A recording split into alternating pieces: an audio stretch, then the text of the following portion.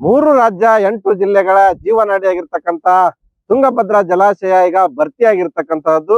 ತುಂಗಭದ್ರಾ ಜಲಾಶಯ ಭರ್ತಿಯಾದ ಹಿನ್ನೆಲೆಯಲ್ಲಿ ಈಗ ಅಪಾರ ಪ್ರಮಾಣದ ನೀರು ಕೂಡ ಈಗ ತುಂಗಭದ್ರಾ ಜಲಾಶಯದ ಏನು ಕ್ರಸ್ಟ್ ಗೇಟ್ಗಳಿದೆ, ಆ ಕ್ರಸ್ಟ್ ಗೇಟ್ಗಳನ್ನ ಓಪನ್ ಮಾಡುವ ಮೂಲಕ ಈಗ ನದಿ ಪಾತ್ರಕ್ಕೆ ನೀರನ್ನು ಹರಿಬಿಡಲು ಈಗ ತುಂಗಭದ್ರಾ ಜಲಾಶಯದ ಟಿಬಿ ಬೋರ್ಡ್ ಮಂಡಳಿ ಏನಿದೆ ಈಗ ಮುಂದಾಗಿರ್ತಕ್ಕಂತಹದ್ದು.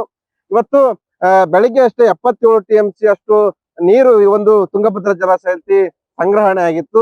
ಈಗ 80 TMC ನೀರು ಭರ್ತಿಯಾದ ಹಿನ್ನೆಲೆಯಲ್ಲಿ, ಅಂದ್ರೆ ಕಳೆದ ವರ್ಷ ಏನು ಕ್ರಸ್ಟ್ ಗೇಟ್ ಏನು ಕಿತ್ತೋದ ಹಿನ್ನೆಲೆಯಲ್ಲಿ 105 TMC ಈ ಒಂದು ತುಂಗಭದ್ರಾ ಸಾಮರ್ಥ್ಯದ ಈ ಒಂದು ಜಲಾಶಯಕ್ಕೆ ಈ ಬಾರಿ ಕೇವಲ 80 TMC ಅಷ್ಟು ನೀರನ್ನು ಮಾತ್ರ ಸಂಗ್ರಹಿಸಬೇಕು ಅನ್ನುವಂತ ನಿರ್ಧಾರ ಕೂಡ ಮಾಡಿತ್ತು. ಈ ಹಿನ್ನೆಲೆಯಲ್ಲಿ ಜಲಾಶಯಕ್ಕೆ 80 TMC ನೀರು ಭರ್ತಿಯಾದ ಹಿನ್ನೆಲೆಯಲ್ಲಿ ಇವತ್ತು ತುಂಗಭದ್ರಾ ಜಲಾಶಯದ ಏನು ಅಧಿಕಾರಿಗಳಿದ್ದಾರೆ ಅವರು ಇವತ್ತು 14, 15 ಮತ್ತು 21, 22 ಈ ಒಟ್ಟು 4 ಗೇಟ್ಗಳನ್ನ ತೆರೆಯುವುದರ ಮೂಲಕ 2 ಅಡಿ ಎತ್ತರಕ್ಕೆ ಏರಿಸುವುದರ ಮೂಲಕ ಈಗ ಆ ಒಂದು ಕ್ರಸ್ಟ್ ಗೇಟ್ಗಳ ಮೂಲಕ ನದಿ ಪಾತ್ರಕ್ಕೆ ನೀರನ್ನು ಕೂಡ ಬಿಡ್ತಾ ಇರ್ತಕ್ಕಂತಹದ್ದು.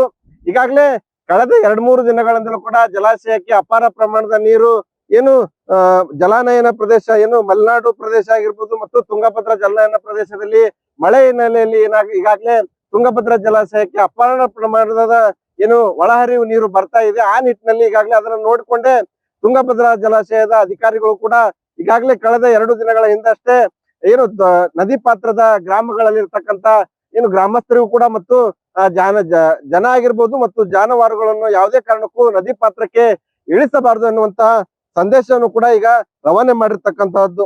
ಒಟ್ಟಾರೆಯಾಗಿ ಕಳೆದ 10 ವರ್ಷಗಳ ಅವಧಿಯಲ್ಲಿ ಇದೇ ಮೊದಲ ಬಾರಿಗೆ ಜೂನ್ ತಿಂಗಳ ಅಂತ್ಯದಲ್ಲಿ, ಅಂದ್ರೆ ಜುಲೈ ಫಸ್ಟ್ ವೀಕ್ ನಲ್ಲೇ ಈ ಒಂದು ತುಂಗಭದ್ರಾ ಜಲಾಶಯ ಈಗ ಭರ್ತಿಯಾಗಿರ್ತಕ್ಕಂತಹದ್ದು.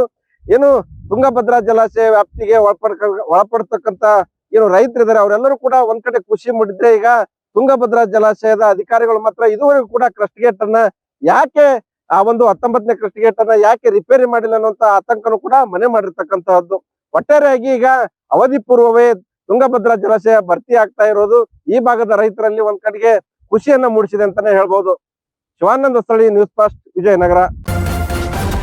ನ್ಯೂಸ್ ಫಸ್ಟ್ ನಿರ್ಭೀತಿಯಿಂದ ನಿಮ್ಮ ಪರವಾಗಿ.